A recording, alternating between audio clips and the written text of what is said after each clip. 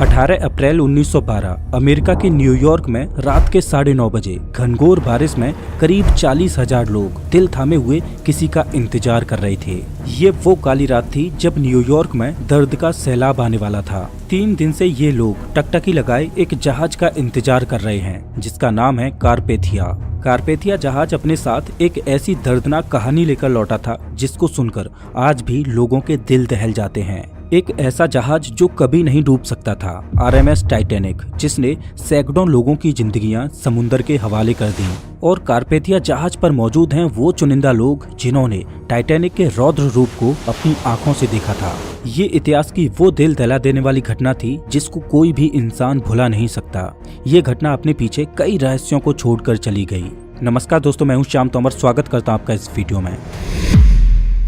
10 अप्रैल 1912 को जब Titanic Britain के साउथहैम्पटन से न्यूयॉर्क जाने के लिए अपनी पहली यात्रा के लिए तैयार था, तब वहां पर एक अलग ही माहौल था, क्योंकि लोगों ने टाइटैनिक के बारे में इतना सुन रखा था कि वो टाइटैनिक की विशालता और उसकी सुंदरता को देखने के लिए उमड़ पड़े। ऐसा माना जाता है कि करीब 1 लाख से भी ज्यादा लोग टाइटैनिक की भव्यता को देखने के लिए आए थे। और इतनी भीड़ टाइटैनिक को देखने क्यों न आती, क्योंकि टाइटैनिक था ही इतना भव्य। ये जहाज 269 मीटर लंबा था और इसकी ऊंचाई करीब 53 मीटर थी, जो कि एक 8 मंजिला ऊंची इमारत से भी ज्यादा ऊंचा था। ये जहाज बाहर से देखने में जितना भव्य लगता था, उससे ज्यादा आलीशान तो ये अंदर से था। ये इतना लग्जूरियस जहाज था कि इसमें 2 बड़े बड़े ground stairs, heated swimming pool, gym, 4 restaurants, library, Turkish bath, electric bath और बार्बर शॉप इत्यादि थे। ऐसा मानो कि टाइटैनिक एक चलता फिरता लग्जूरियस होटल था जिसमें हर तरह की सुविधा मौजूद थी। टाइटैनिक लग्जरी के मामले में तो खास था ही, लेकिन एक और बात टाइटैनिक को खास बनाती, वो थी टाइटैनिक की सेफ्टी। ये उस समय दुनिया का सबसे बड़ा, सेफ और मजबूत जहाज था। टाइटैनिक को इस तरह से बनाया गया था कि इसका दूसरा नाम ही अनसिंकेबल था, मतलब कभी न डूबने वाला जहाज। और देखा जाए तो टाइटैनिक था भी एक ऐसा जहाज जो कभी नहीं डूब सकता था, क्योंकि इसको बनाया ही कुछ इस तरह से गया था, क्योंकि इसमें डबल बॉटम हल का इस्तेमाल किया गया था। दरअसल हल जहाज के इस बाहरी आवरण को बोला जाता है जो जहाज को मजबूती देता है। ये स्टील का बना एक मजबूत स्ट्रक्चर होता है। इसे आप जहाज की रीढ़ की हड्डी भी बोल सकते हो। ये जहाज की मेन बॉडी होता है। टाइटैनिक का ये हल वैसे तो मजबूत था ही, लेकिन इसे और ज्यादा सेफ बनाने के लिए टाइटैनिक के इस निचले वाले हिस्से यानी बॉटम में डबल हल का इस्तेमाल किया गया था।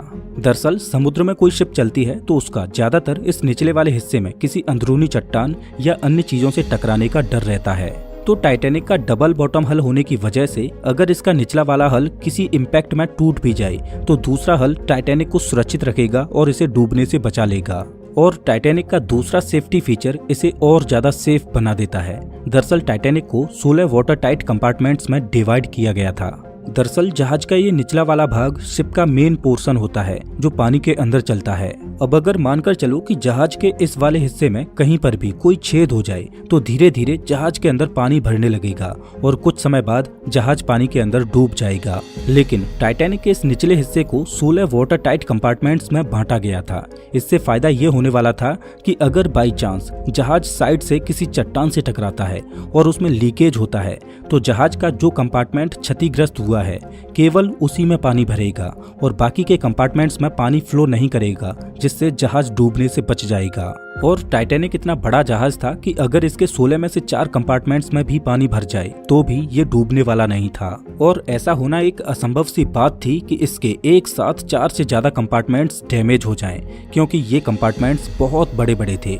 तो भला कोई चट्टान भी इस जहाज को कैसे डुबो सकती थी। इसी वजह से इस जहाज को कभी न डूबने वाला जहाज यानी अनसिंकेबल बोला जाता था। टाइटैनिक को व्हाइट स्टार लाइन कंपनी ने करीब 3 सालों में बनाकर तैयार किया था। 2 अप्रैल 1912 को टाइटैनिक जहाज बनकर तैयार हो चुका था और इसके कुछ दिन बाद यानी 10 अप्रैल 1912 को इसे अपनी पहली यात्रा के लिए तैयार किया जाता है। इस जहाज में उस जमाने के बड़े बड़े लोग बैठे थे। इसमें कुछ ऐसे प्रवासी भी थे जो अमेरिका जाकर एक नए जीवन की शुरुआत करने वाले थे। इस जहाज के कप्तान थे 62 साल के एडवर्ड जॉन स्मिथ, जो कि एक अनुभवी कप्तान थे। ऐसा माना जाता है कि ये इनका आखिरी सफर था। इसके बाद ये रिटायरमेंट लेने वाले थे। इस जहाज पर करीब 2240 पैसेंजर्स और क्रू मेंबर्स थे।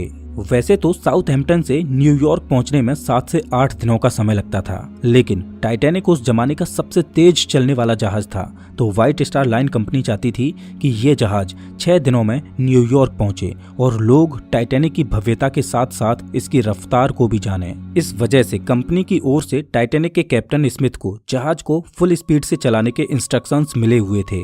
टाइटैनिक को बने हुए अभी ज्यादा समय नहीं हुआ था और ना ही टाइटैनिक के सेफ्टी टेस्ट और ट्रायल्स हुए थे, लेकिन फिर भी टाइटैनिक को एक लंबी यात्रा के लिए तैयार किया जा रहा था और इसका एक बहुत बड़ा कारण था। दरअसल व्हाइट स्टार लाइन कंपनी की एक और शिप थी, ओलंपिक, जो देखने में तो टाइटैनिक की तरह ही थी, लेकिन वो इससे थोड़ी छोटी थी। इस वजह से ओलंपिक शिप को टाइटैनिक की बहन बोला जाता था। मार्च 1912 को ओलंपिक शिप में खराबी आ गई थी। इस वजह से ओलंपिक इमरजेंसी में बंदरगाह पर रिपेयर होने के लिए आई। अब ये शिप इतनी बड़ी होती हैं कि इनको रिपेयर होने में कई महीनों का समय लग जाता है, तो इस वजह से व्हाइट स्टार लाइन कंपनी का बिजनेस इन महीनों में बंद पड़ जाता। तो कंपनी ने अपने बिजनेस को जारी रखने के लिए अगले ही महीने यानी अप्रैल में अपनी नई शिप टाइटैनिक को लॉन्च करने का फैसला किया। अब क्योंकि ये टाइटैनिक की पहली यात्रा थी, जिस वजह से टाइटैनिक के क्रू में कुछ अनुभवी लोगों का होना भी जरूरी था। इस वजह से टाइटैनिक के कुछ क्रू मेंबर्स को हटाकर ओलंपिक के कुछ क्रू मेंबर्स को टाइटैनिक के क्रू में शामिल किया गया। टाइटैनिक का एक ऑफिसर था डेविड ब्लेयर, इसको हटाकर इसकी जगह पर ओलंपिक के एक ऑफिसर को इसकी जगह पर ड्यूटी पर नियुक्त किया गया। तो डेविड ब्लेयर जब शिप को छोड़कर अपने घर जा रहा था, तो वो गलती से अपने लॉकर की चाबी को भी अपने साथ ले आया और दुर्भाग्य से टाइटैनिक पर मौजूद इकलौता दूरबीन भी उसी लॉकर में बंद था। डेविड ब्लेयर के द्वारा की गई ये छोटी सी गलती आगे चलकर टाइटैनिक को डुबो देती है। आखिर वो घड़ी आ ही गई जब 10 अप्रैल 1912 को टाइटैनिक अपने पहले ऐतिहासिक सफर पर रवाना होता है। कैप्टन स्मिथ भली भांति जानते थे कि साल के इन महीनों में समुद्र में बहुत ज्यादा आइसबर्ग मिलते हैं। इस वजह से उन्होंने खतरे को भांपते हुए नॉर्दर्न रूट के सीधे रास्ते को छोड़ते हुए साउदर्न रूट के इस थोड़े लंबे रास्ते को चुना। दरअसल आइसबर्ग समुद्र में मौजूद छोटे छोटे बर्फ के पहाड़ होते हैं। ये बर्फ के पहाड़ ग्लेशियर से टूटकर समुद्र की लहरों के साथ बीच समंदर में आ जाते हैं। आप इस मैप को देखिए, इसमें ग्रीनलैंड से बर्फ के ये छोटे छोटे पहाड़ टूटकर इस रास्ते के द्वारा अटलांटिक ओशियन में पहुंचते हैं। तो ये वाला जो रीजन है, इसमें अप्रैल के महीने में बहुत ज्यादा आइसबर्ग टूटकर आते हैं। लेकिन अच्छी बात यह है कि इन आइसबर्ग को अटलांटिक ओशियन में पहुंचते पहुंचते करीब 2 साल लग जाते हैं और अटलांटिक ओशियन तक पहुंचते पहुंचते वो आइसबर्ग पिघलकर समुद्र के पानी में विलीन हो जाते हैं। जो आइसबर्ग बहुत ज्यादा बड़ा होता है वही अटलांटिक ओशियन के बीच में आ पाता है। तो कैप्टन स्मिथ ने आइसबर्ग के खतरे को टालने के लिए इस रास्ते के बजाय इससे थोड़े दूर के रास्ते को चुना, जहां पर आइसबर्ग मिलने के चांसेस बहुत कम हों। ये वो समय था जब जहाज में आइसबर्ग इत्यादि को देखने के लिए ज्यादा कोई खास टेक्नोलॉजी नहीं होती थी। इस वजह से जहाज के सामने थोड़ी ऊंचाई पर यहाँ पर एक क्रूज नेस्ट होता है, इसे लुकआउट पॉइंट भी बोला जाता है। इस क्रूज नेस्ट में हमेशा 1 से 2 लोग दूरबीन लेकर बैठे रहते हैं, जो दूर तक सामने देखते रहते हैं कि जहाज के सामने कोई अड़चन तो नहीं है जिससे जहाज टकरा जाए। और जब ये जहाज पानी में चलते तो ये सभी जहाज वायरलेस रेडियो के जरिए एक दूसरे को संदेश भेजते रहते कि कौन सी जगह पर क्या अड़चन है। जब टाइटैनिक आधे रास्ते पर पहुंच चुका था, तब इसको कोरोनिया शिप से आइसबर्ग होने की पहली चेतावनी मिलती है।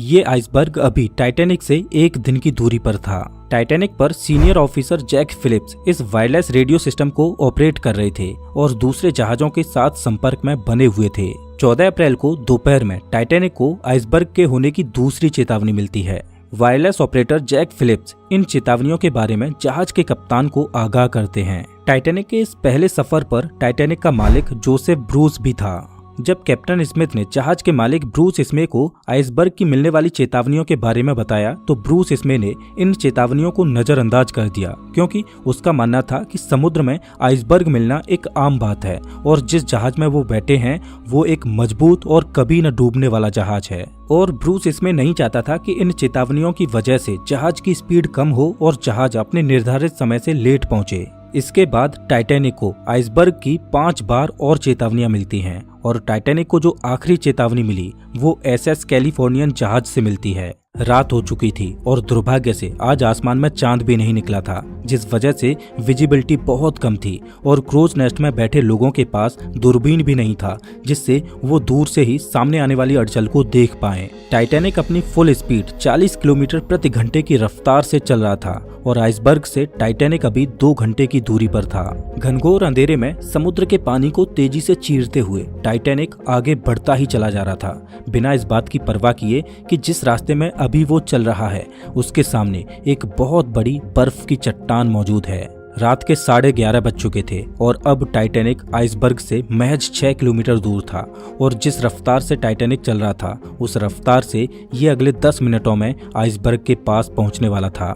टाइटैनिक के क्रूज नेस्ट में 2 बहादुर लोग फ्रेडरिक फ्लीट और रेजिनाल्ड ली, ये दोनों कड़कड़ाती ठंडी और रात के काले अंधेरे में टकटकी लगाए जहाज के सामने आने वाली अड़चनों को देख रहे थे। इन दोनों के लिए परेशानी ये थी कि जहां पर ये बैठे थे उन्हें वहां पर ठंडी हवा का सामना करना पड़ रहा था, जिस वजह से इनकी आंखों से आंसू निकल आते। इनके पास कोई दूरबीन भी नहीं था, जिस वजह से ये ज्यादा दूर की चीजों को देख भी नहीं पा रहे थे। कम रोशनी में आंखों से ज्यादा दूर मौजूद चीजों को देख पाना संभव नहीं था।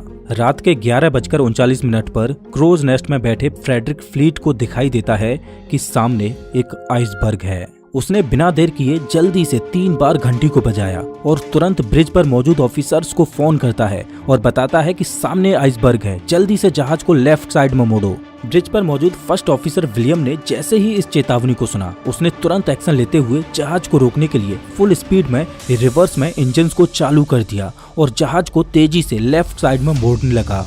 लेकिन अब बहुत देर हो चुकी थी। जहाज की रफ्तार इतनी ज्यादा थी कि इतने कम समय में रिवर्स इंजन चालू करने के बाद भी इसे रोका नहीं जा सकता था और जहाज इतना बड़ा था कि कम डिस्टेंस में एकदम इसको मोड़ा नहीं जा सकता था। काफी हद तक टाइटैनिक के रास्ते को मोड़ दिया गया, लेकिन फिर भी रात के 11:40 पर टाइटैनिक का आगे का राइट वाला हिस्सा बर्फ की चट्टान से टकरा जाता है। ये टकराव इतनी जोर से हुआ कि जहाज पर मौजूद सभी यात्रियों को इसने हिलाकर रख दिया। दुर्भाग्य से टाइटैनिक का डबल बॉटम हल किसी काम नहीं आया, क्योंकि आइसबर्ग से ये इम्पैक्ट जहाज के साइड में हुआ था जहां पर सिंगल लेयर ही लगी थी। जब कैप्टन स्मिथ ने नुकसान की जांच पड़ताल की और जहाज में हुए नुकसान को देखा तो पता चला कि जहाज के 6 कंपार्टमेंट्स डैमेज हो चुके हैं और उनमें तेजी से पानी भरता जा रहा है। ये देखकर कैप्टन स्मिथ शॉक हो जाते हैं, क्योंकि जहाज केवल 4 कंपार्टमेंट्स के भरने तक ही तैर सकता था, लेकिन 6 कंपार्टमेंट्स में पानी भरने का मतलब था कि जिस जहाज को अभी तक अनसिंकेबल बोला जा रहा था वो अब डूब जाएगा। टकराव को अब तक 20 मिनट गुजर चुके थे और रात के 12 बजे कैप्टन स्मिथ ने क्रू को डिस्ट्रेस सिग्नल भेजने के लिए कहा ताकि आसपास मौजूद कोई जहाज उन्हें बचाने के लिए आ जाए, और वायरलेस ऑपरेटर जैक फिलिप्स लगातार डिस्ट्रेस सिग्नल भेजने में जुट गए। लेकिन दुर्भाग्यवश आसपास कोई भी जहाज ऐसा नहीं था जो टाइटैनिक द्वारा भेजे जा रहे डिस्ट्रेस सिग्नल्स को पकड़ पाए। 6 कंपार्टमेंट्स पानी से भर चुके थे और पानी अब डेक के ऊपर से बहने लगा। कैप्टन स्मिथ लाइफ बोट्स को समंदर में उतारने का आदेश देते हैं और सभी लाइफ बोट्स को बाहर निकाला जाने लगा। दुर्भाग्यवश उस समय टाइटैनिक पर केवल 20 ही लाइफ बोट्स मौजूद थीं और एक लाइफ बोट की क्षमता केवल 65 लोगों की ही थी। 20 लाइफ बोट्स के द्वारा केवल लगभग 1200 लोगों को ही बचाया जा सकता था और जहाज पर 2200 से ज्यादा लोग मौजूद थे। हड़बड़ी में शुरुआत में जो लाइफ बोट्स उतारी जा रही थीं, उनमें केवल 27 से 28 लोगों को ही भेजा जा रहा था और लाइफ बोट्स को केवल आधा ही भरा जा रहा था। प्रोटोकॉल ये था कि औरतों और बच्चों को पहले लाइफ बोट्स में भेजा जाएगा। जहाज पर अभी भी कुछ लोग ऐसे थे जो ये मान रहे थे कि ये जहाज कभी डूब ही नहीं सकता और वो एकदम रिलैक्स थे। इधर जैक फिलिप्स लगातार डिस्ट्रेस सिग्नल्स भेजे जा रहे थे और सौभाग्य से इनका डिस्ट्रेस सिग्नल पास में मौजूद एक जहाज कारपेथिया को मिलता है और 12:30 पर कारपेथिया जहाज से संदेश आता है कि वो टाइटैनिक पर मौजूद लोगों को बचाने आ रहे हैं। लेकिन बदकिस्मती ये थी कि कारपेथिया जहाज अभी भी टाइटैनिक से करीब 107 किलोमीटर दूर था और कारपेथिया अपनी फुल स्पीड पर भी चलता तब भी कारपेथिया को टाइटैनिक तक पहुंचने में 4 घंटों का समय लगने वाला था। अब सवाल ये है कि क्या 4 घंटों तक टाइटैनिक सरवाइव कर पाएगा? जैसे जैसे टाइटैनिक के आगे के हिस्से में पानी भरता जा रहा था वैसे वैसे जहाज आगे की ओर झुकता जा रहा था और पानी में धंसता चला जा रहा था। जब टाइटैनिक का टिल्ट बढ़ने लगा तो लोगों में अफरा तफरी मच गई।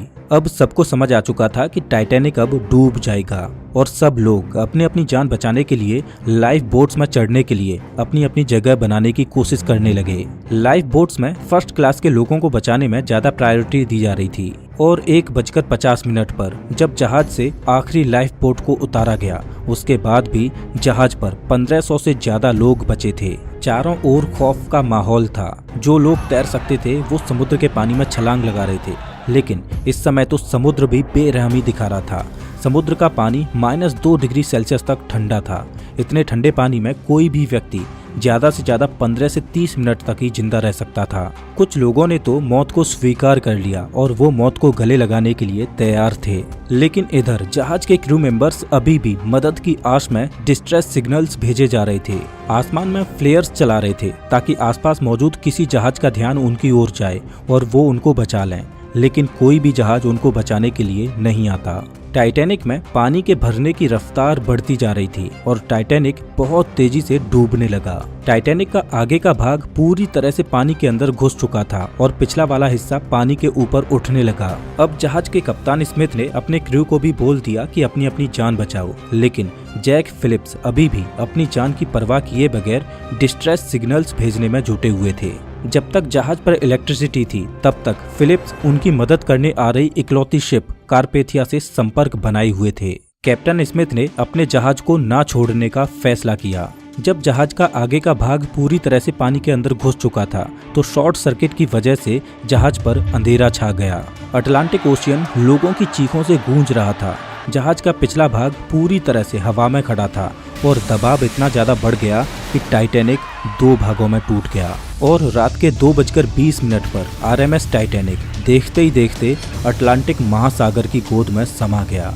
कभी न डूबने वाला जहाज महज 2 घंटे 40 मिनट में समुद्र की गहराई में चला गया। जो 1500 से ज्यादा लोग इस पर सवार थे, उनमें से कुछ इसके साथ डूब गए और कुछ को समुद्र के ठंडे पानी ने मार डाला। कैप्टन स्मिथ अंत तक अपने जहाज पर ही डटे रहे। टाइटैनिक के डूबने के करीब 2 घंटों के बाद अगले दिन की सुबह में कारपेथिया जहाज बचे हुए लोगों को रेस्क्यू करने के लिए पहुंचता है और केवल 706 लोग ही इस हादसे में जिंदा बचे थे। 3 दिनों के बाद 18 अप्रैल 1912 को रात के 9:30 बजे कारपेथिया न्यूयॉर्क में पहुंचा, जहां पर 40,000 लोग तेज बारिश में कारपेथिया का इंतजार कर रहे थे। इस हादसे के बाद कई ऐसे सवाल खड़े हुए जिनका जवाब आज भी लोग खोज रहे हैं, लेकिन जब इसकी इन्वेस्टिगेशन की गई तो एक चौंकाने वाली बात सामने आई। जब टाइटैनिक डूबा था तब उस पर मौजूद हर एक व्यक्ति को बचाया जा सकता था, क्योंकि टाइटैनिक से महज 37 किलोमीटर दूर एक और जहाज मौजूद था जो समय पर आकर मदद कर सकता था। ये वही SS कैलिफोर्नियन जहाज था जिसने आखिरी बार टाइटैनिक को आइसबर्ग की चेतावनी भेजी थी। लेकिन ऐसी क्या वजह थी कि SS कैलिफोर्नियन जहाज टाइटैनिक की मदद करने के लिए नहीं गया, जबकि उन्हें होराइजन में आसमान में छोड़ी जाने वाली फ्लेयर्स भी दिखाई दे रही थीं। तो इन्वेस्टिगेशन में पता चला कि समुद्र में आइसबर्ग के खतरों को देखते हुए कैलिफोर्नियन जहाज ने रात में आगे न बढ़ने का फैसला किया और उन्होंने रात में अपने वायरलेस रेडियो को भी बंद कर दिया था, जिससे उनको टाइटैनिक का कोई भी डिस्ट्रेस सिग्नल रिसीव ही नहीं हो पाया। जब SS कैलिफोर्नियन के क्रू ने टाइटैनिक से उड़ने वाले रॉकेट्स और फ्लेयर्स को देखा तो उन्होंने कैलिफोर्नियन के कप्तान स्टैनली लॉर्ड को इस बात की जानकारी भी दी। स्टैनली लॉर्ड ने अपने क्रू को मॉर्स लैंप से टाइटैनिक को संकेत भेजने को कहा और SS कैलिफोर्नियन का क्रू मॉर्स लैंप से टाइटैनिक को सिग्नल भेजता रहा, लेकिन शायद टाइटैनिक पर इतनी हड़बड़ी मची हुई थी कि किसी ने SS कैलिफोर्नियन से आ रहे मॉर्स सिग्नल को नहीं देखा। दरअसल उस समय इस तरह की लैंप से डैशेज और डॉट्स के द्वारा एक दूसरे जहाज से संपर्क करने के लिए मॉर्स कोड का इस्तेमाल किया जाता था। काश कैलिफोर्नियन जहाज का रेडियो ऑन होता तो शायद उस दुर्घटना में इतनी जानें ना जाती। टाइटैनिक के इस हादसे को हुए साल दर साल गुजरती जा रही थी, लेकिन एक सवाल जो लोगों को परेशान किए जा रहा था कि आखिर वो जहाज जिसे कभी न डूबने वाला जहाज बोला जाता था वो कैसे डूब गया। इस सवाल का जवाब तभी मिल सकता था जब टाइटैनिक जहाज का मलबा मिले। खूब सारी खोजबीन की, लेकिन अटलांटिक महासागर ने टाइटैनिक को अपनी गोद में ऐसे छुपा रखा था कि उसका मलबा किसी को मिल ही नहीं रहा था। RMS टाइटैनिक के मलबे को समुद्र की गहराइयों में ढूंढते ढूंढते 70 सालों से भी ज्यादा का समय गुजर चुका था। तब जाकर सितंबर 1985 में पहली बार टाइटैनिक के मलबे की झलक देखने को मिली। अमेरिकन ओशियनोग्राफर रॉबर्ट बेलार्ड वो व्यक्ति थे जिन्होंने टाइटैनिक के मलबे को खोज निकाला था और जब से टाइटैनिक का मलबा मिला है तब से लेकर आज तक इस पर कई बार खोजबीन होती रही है। लेकिन टाइटैनिक के मलबे पर की गई शोधों ने इस बात की गुत्थी को सुलझा दिया कि ये अनसिंकेबल जहाज आखिर क्यों और कैसे डूबा। ओशियनोग्राफर्स के होश उड़ गए जब उन्होंने टाइटैनिक के मलबे को देखा, क्योंकि टाइटैनिक समुद्र के बॉटम में 2 हिस्सों में टूटा पड़ा है। जहाज का आगे का हिस्सा बहुत ही अच्छी कंडीशन में है, लेकिन पिछला वाला हिस्सा इतनी बुरी कंडीशन में है कि उसको देखकर ऐसा लगता है कि ये टाइटैनिक का दूसरा भाग है ही नहीं। और पिछला वाला हिस्सा फ्रंट वाले हिस्से से करीब 2000 फीट की दूरी पर है। काफी खोजबीन के बाद पता चला कि जब टाइटैनिक को बनाया गया था तब इसमें टाइटैनिक के हल को मजबूती देने के लिए जो रिवेट्स लगाई गई थी वो स्टील की नहीं बल्कि कास्ट आयरन की थी। यहाँ पर कंपनी ने जहाज को बनाते हुए कॉस्ट कटिंग करने की कोशिश की। अब चूंकि कास्ट आयरन स्टील से नरम होता है, इस वजह से जिस जगह पर आइसबर्ग टाइटैनिक की बॉडी से टकराया उस जगह के रिवेट्स प्रेशर पड़ने की वजह से खुल गए और आपस में जुड़ी प्लेट्स अपनी जगह से खिसक गईं, जहां से पानी को अंदर घुसने का रास्ता मिल गया। आज टाइटैनिक का मलबा समुद्र की गहराइयों में वातावरण से लड़ाई लड़ते हुए अपने अस्तित्व को खोता जा रहा है और ऐसा माना जाता है कि आने वाले कुछ सालों में समुद्र से टाइटैनिक के ये निशान भी गायब हो जाएंगे। टाइटैनिक की ये घटना सच में एक दिल दहला देने वाली घटना थी, लेकिन टाइटैनिक के डूबने के करीब 60 साल बाद एंडीज की पहाड़ियों में ऐसी ही एक दिल दहला देने वाली घटना घटी, जिसमें जमीन से हजारों फीट ऊपर एक वीरान पहाड़ी पर प्लेन क्रैश होता है और उस क्रैश में जो लोग बच गए थे उनके पास -30 डिग्री सेल्सियस के तापमान में न खाना था न ठंड से बचने का कोई जरिया। जिंदा रहने के लिए उन्हें अपने ही परिवारजनों की डेड बॉडीज को खाना पड़ा। वास्तव में फ्लाइट 571 की कहानी दिल को दहला देती है। फ्लाइट 571 की कहानी को आप स्क्रीन पर दिख रही इस वीडियो में देख सकते हो। मैं आपको वही मिलता हूँ।